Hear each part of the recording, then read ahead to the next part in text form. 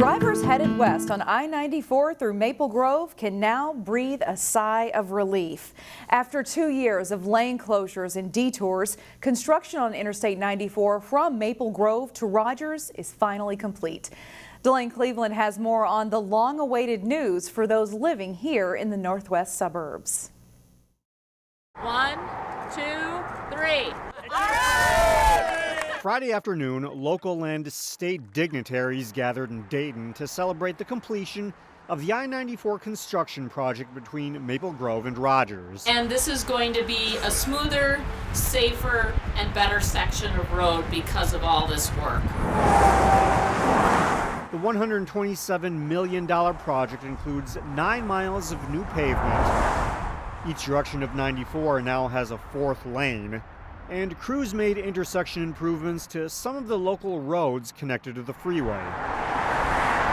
The project was completed on time and within budget, but the state officials gathered here wanted to send a message to everyone to slow down through these construction zones. There have been 12 fatalities in construction zones already this year, which is the most since 2003. We want to see people paying attention to the speed limits, not just for the safety of yourself and the drivers around you, but really importantly for the number of those workers that are out there working on the roadways that have no protection around them.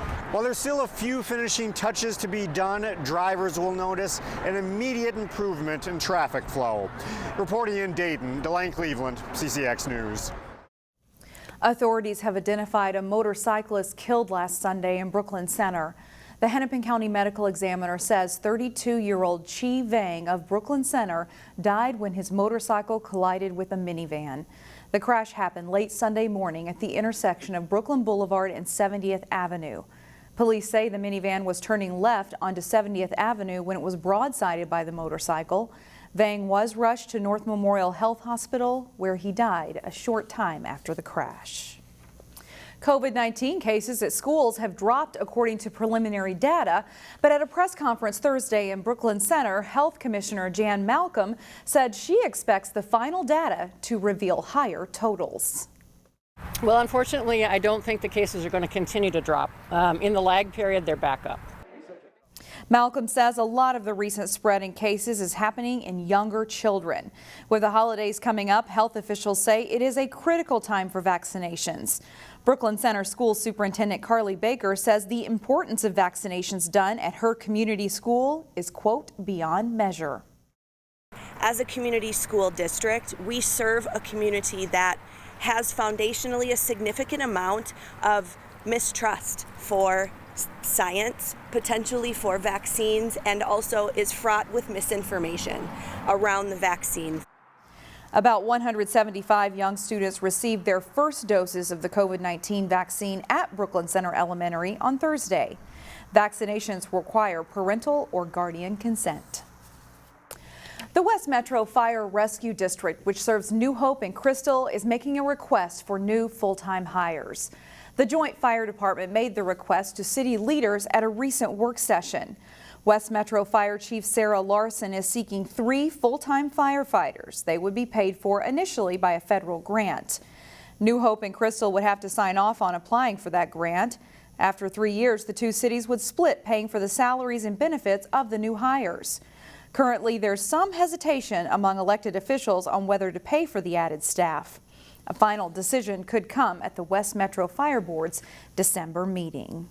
More than 100 students at Champlin Park High School are doing what they can to help kids in need. Today we are creating homeless kits for Hope for Youth. On Thursday, members of the school's Leo Club packed 200 bags of food for homeless youth. The food was purchased with money the Leo Club raised by selling concessions. Hope for Youth is a nonprofit in Anoka County that aims to end youth homelessness. Leo Club members say they want to do their part to help. This was a topic that I was very passionate about, homelessness, and it's about giving back to the people in your community when you're fortunate. Students also put cards with special messages in each bag of food. A beautiful fall weekend is in store, and in today's Weekend Showcase, Neil Persley encourages us to get out and enjoy the remaining fall colors. Three Rivers Parks always has a lot going on. Here are just a couple of things I found that will get you out and about in our beautiful fall weather to enjoy some of their great parks this weekend. First, at the Mississippi Gateway Park in Brooklyn Park, families and kids of all ages are welcome to join in their free family fun day on Sunday. This week it is called Story Walking Program. And so there'll be a story. This week is The Little Lost Cub. This isn't your typical story hour. It's more active and you get out around the park. And the pages of the story, each page will be out along the trail. So as you walk the trail, you'll get to read the whole story. It's a progressive story walk from 1 to 3 on Sunday afternoon, where the story continues to unfold as you journey on to the next page. I will be right here at our big oak tree with some fun things about Minnesota foxes. I'll have some fur and a skull along and just other fun activities that folks can do. If you're by Eastman Nature Center near Elm Creek Park, you may want to spend some time with Jack. He's the resident great horned owl who lives at Eastman. A naturalist will be on hand from 2 to 3 Sunday to answer questions and have activities if you choose to try them. Very slowly, Little Fox gets up. His mother's forbidden him to move away from the spot during nap time, but Little Fox takes a few steps and follows the butterfly as it spins towards the forest. Both programs are drop-in, so there's no reservations and no charge. Whether you choose to learn about owls and enjoy Eastman Nature Center or foxes and take in Mississippi Gateway Park, there is adventure waiting to be had and beautiful late autumn weather to go do it in. For Weekend Showcase, Neil Persley, CCX News.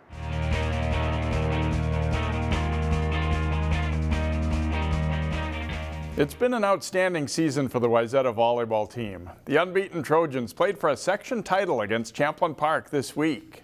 Second seed Champlin Park trying to pull off the upset as they face top seed and unbeaten Wayzata for the Section 5 4A volleyball title.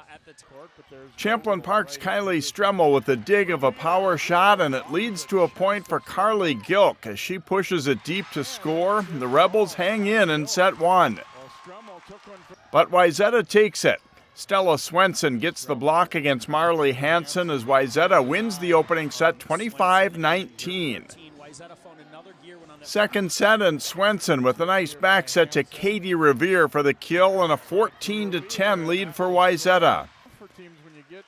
They have great weapons all over. Avery Jesuits goes over the block cross court to score for the Trojans.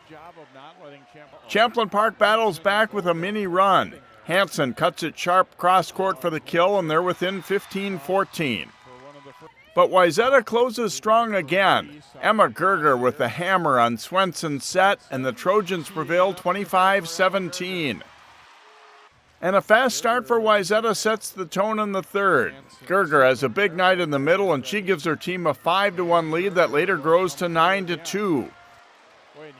The Trojans never let the Rebels back in it as Wayzata cruises to a 25-12 win in the third to get the sweep.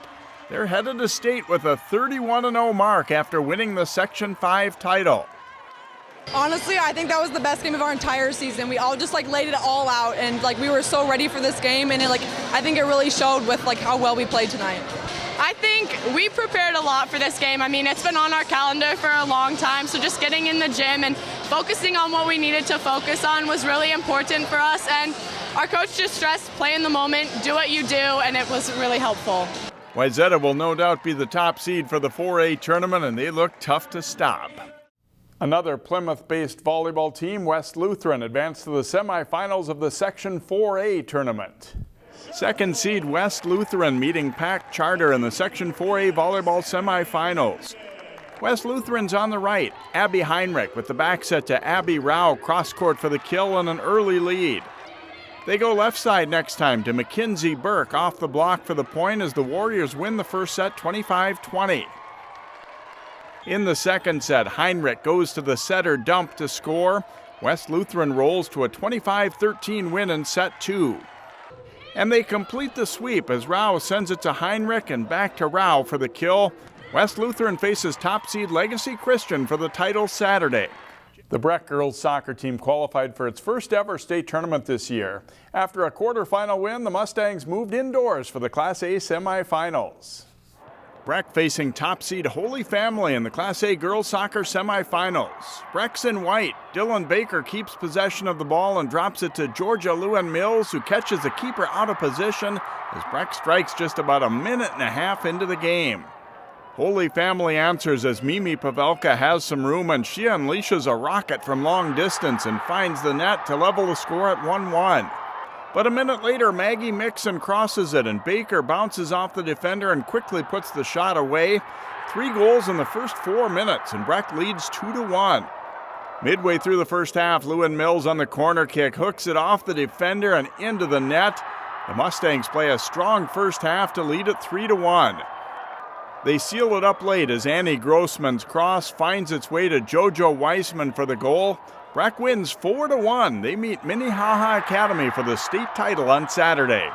Breck and Minnehaha Academy play for the Class A title Saturday at 6 p.m. at US Bank Stadium. That's all for sports. I'm Jay Wilcox. Find more prep sports games and highlights at ccxmedia.org and follow us on social media.